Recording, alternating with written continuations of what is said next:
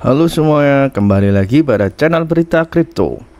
Kali ini saya akan memberikan beberapa tambahan ya mengenai video yang tempo lalu saya berikan tentang DAM terakhir Bitcoin sebelum bull run itu ya.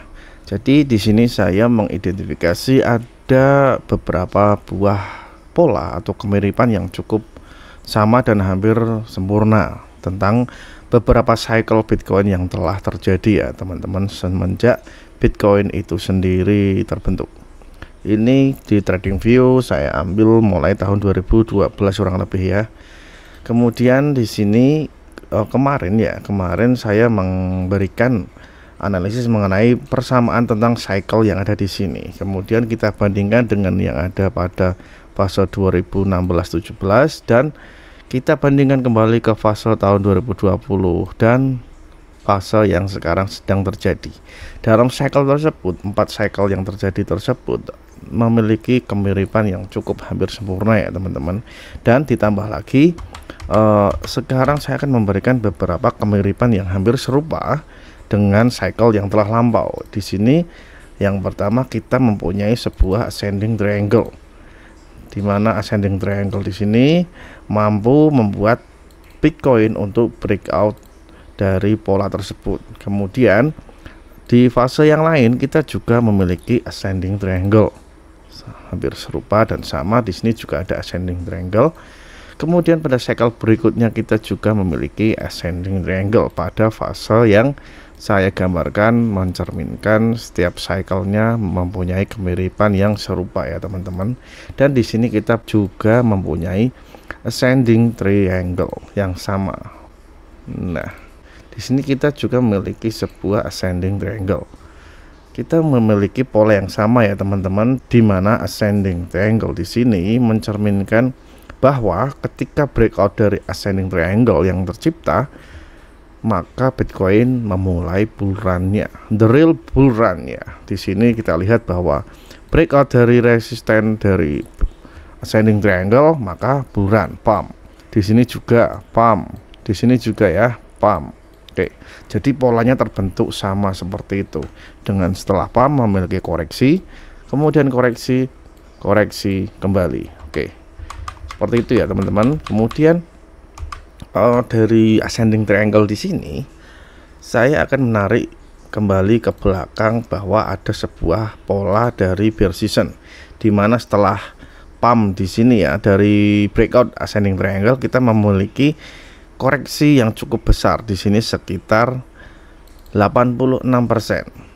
Kemudian di sini kita juga ada bear season sekitar 83%. Dan sekarang kita juga telah melewati fase bear season ya. Dan di sini kita memiliki 76% penurunan. Sebelumnya saya mengidentifikasi kita mungkin bisa sampai koreksi di angka 80-an ya, 80 sampai 85%. Tetapi kita lihat pada bear season yang kali ini kita hanya memiliki persentase penurunan itu sekitar kurang lebih 77% ya, 77%. Karena jika kita berpatokan pada bear season yang telah lampau, itu penurunan hampir sekitar rata-rata 85% ya teman-teman. Dan jika kita menarik ulang kembali dari bear season yang harusnya kemungkinan terjadi di 85, kita mungkin akan menjumpai Bitcoin di harga 10.000. Itu mungkin normalnya kelihatannya harusnya seperti itu, tetapi kita tahu bersama tidak sampai 10.000. Di level 15.000 kita sudah mantul ya teman, 15.600 kurang lebih waktu itu untuk bottomnya sudah mantul kembali. Kemudian di sini saya juga punya pola yang lain. Jadi ketika kita tarik menggunakan resisten trendline di sini ya, mulai dari top price-nya atau top all time high-nya menuju resist yang ada pada lower high-nya, kita menciptakan suatu trendline. Dan ketika trendline di situ jebol ya, breakout di sini contohnya, nah di sini breakout, maka kita waktu itu sudah memulai bull season karena tidak sampai untuk turun kembali. Nah, jadi intinya ketika kita sudah breakout dari trendline, kita udah memasuki fase bull season yang baru. Kemudian di sini kita juga punya trendline ya teman-teman. Ketika kita udah menembus level ini, level breakout dari trendline resisten di sini, maka kita sudah memulai bull seasonnya. Walaupun di sini sempat ada dump karena ada beberapa case di sini, contohnya terkait dengan COVID, maka dia meretest kembali support yang ada. Tapi yang jelas ketika kita sudah breakout dari trendline di sini, kita itu sudah masuk ke dalam fase bull season. Tergantung nanti jangka waktunya kan menyesuaikan, tergantung berapa lamanya.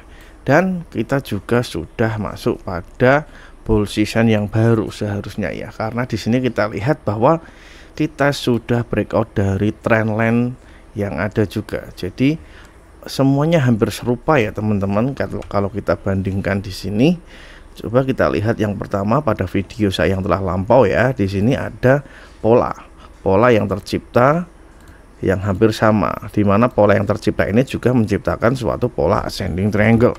Di sini juga ada yang kedua, jadi 1, 2 di sini, 3 di sini, dan kita masuk ke yang keempat.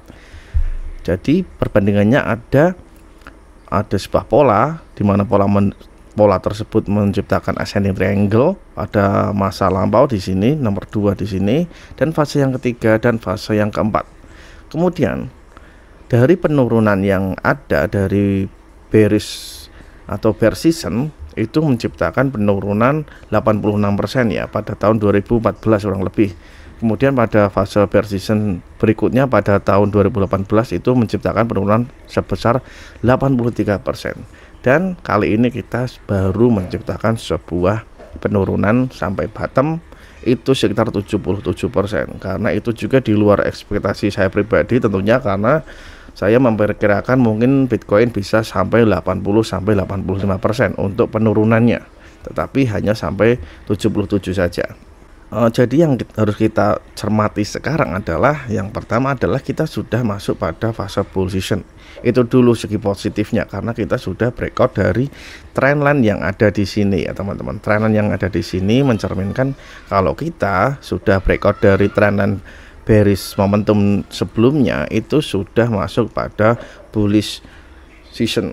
Oke, seperti itu ya. Itu untuk poin pertama. Jadi kita sudah masuk pada bullish season.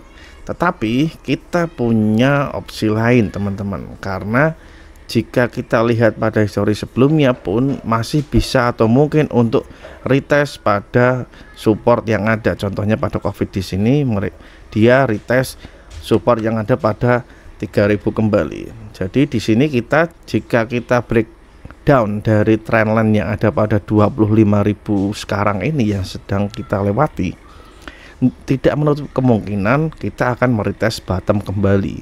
Bottomnya di mana aja ya, kita harus mempertimbangkan support yang ada tentunya ya. Yang pertama support yang ada adalah di area 20.000 tentunya. Di area 20.000 sini merupakan support yang cukup kuat. Kemudian ada support kembali di bottom kita di 16.000 atau 15.000. Nah dari situ dua support itu kita harus lihat lagi nanti mana yang akan dikunjungi. Jika 20.000 mampu untuk menahan, maka kita akan mencoba kembali naik dari level tersebut. Tetapi jika 20.000 tertembus, maka kita akan mengunjungi level 16.000 atau 15.000. Dari situ pun kita harus uji kembali apakah masih mampu untuk bertahan.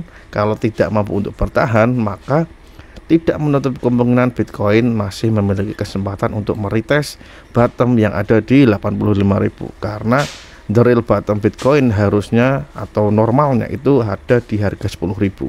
Tentunya untuk membawa Bitcoin ke harga 10.000 harus ada sesuatu yang cukup besar ya teman-teman, dimana tentunya dari segi fundamental juga harus mendukung, karena penurunan yang tajam harus juga diiringi dengan beberapa case-case yang membawa dampak buruk terhadap Bitcoin itu sendiri. Contohnya sebelumnya ada COVID di sini. Kemudian selanjutnya kita belum tahu kasus apa yang mungkin terjadi nantinya. Kalau sampai ada sesuatu yang berdampak negatif, tentunya Bitcoin juga akan mendapatkan imbasnya juga. Oke, mungkin seperti itu ya beberapa skenario yang mungkin terjadi terhadap Bitcoin. Tetapi jika kembali ya, jika 25.000 di sini mampu untuk menahan Bitcoin, tentunya kita akan melihat suatu pantulan kembali dari Bitcoin untuk kembali rebound dan naik ke sekitar harga 30.000. Oke, mungkin seperti itu dulu ya teman-teman untuk update Bitcoin dalam time frame yang lebih besar untuk kemungkinan dari bear seasonnya jika breakdown dari area 25.000. Sampai jumpa pada analisis Bitcoin selanjutnya. Jangan lupa subscribe dan terima kasih.